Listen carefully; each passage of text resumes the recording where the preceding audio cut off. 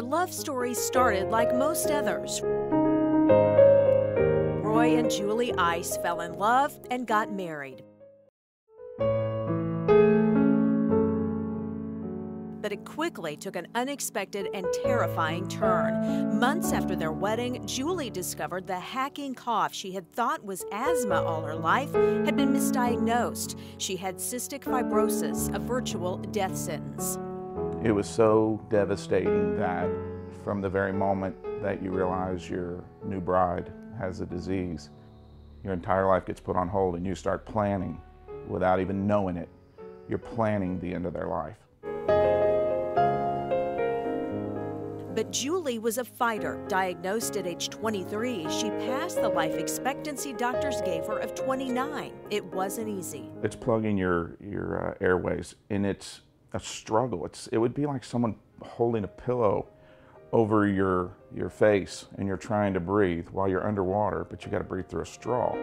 4 hours of treatments a day enabled Julie to keep taking each difficult breath. She and Roy were determined not to let CF get the best of her, but in 2011, she was hospitalized.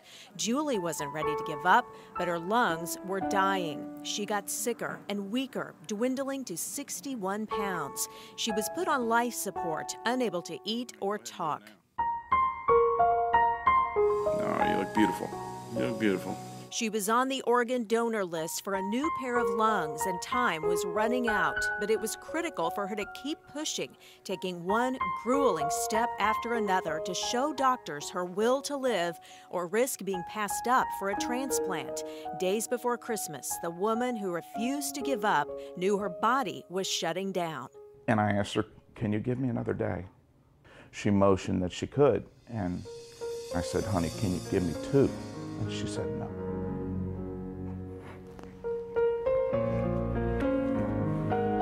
So. My gut and my body and my mind said this is it. I knew I wasn't going to wake up the next day.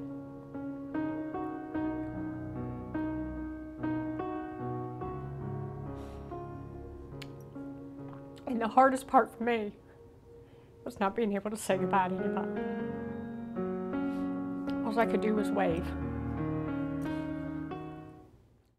Minutes later, they got the call. Another man's death meant Julie would get a new pair of lungs and another chance at life. Amazement, shock, scared,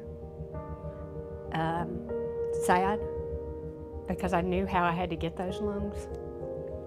And I felt really sorry for the family. Lean forward and stand up for me. Probably the first memory I had was getting up and walking 4 hours after the surgery.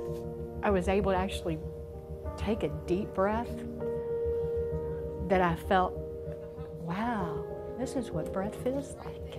I never knew it. It's an amazing feeling. It really is. I watched this thing unfold from 6 inches away. And I saw a woman that was so downbeaten, she never gave up. And she had a true courage within her. And all she wanted to do was breathe. Roy has been a huge influence on my life. I mean, we've been together since we were kids. And we've seen each other in our worst and in our best. Smile. Together, they had beaten CF, but knew thousands of others were still in the fight of their lives. They would keep fighting to find a cure. The nonprofit Julie's Dream Team was born, and painful as it was, Roy relived their journey to write this book. All of the proceeds go to help find that cure. They're sharing their story and their message a year and a half after Julie's double lung transplant. Don't ever, ever, ever give up on yourself. You have no idea what you can do, what your body can do. As soon as you get pushed to the brink where you don't think you can go anymore, go. Never take a day for granted. Spend the time that you have with your loved ones. The meeting will wait.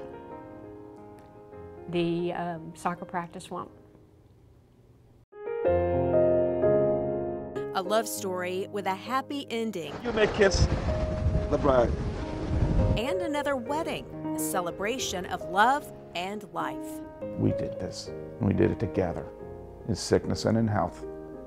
till death do us part. You know, there's still a lot of things that I want to do in this life, and I intend on doing them. The bucket list is slowly being checked off. We're having a great time doing it because we get to do it with each other.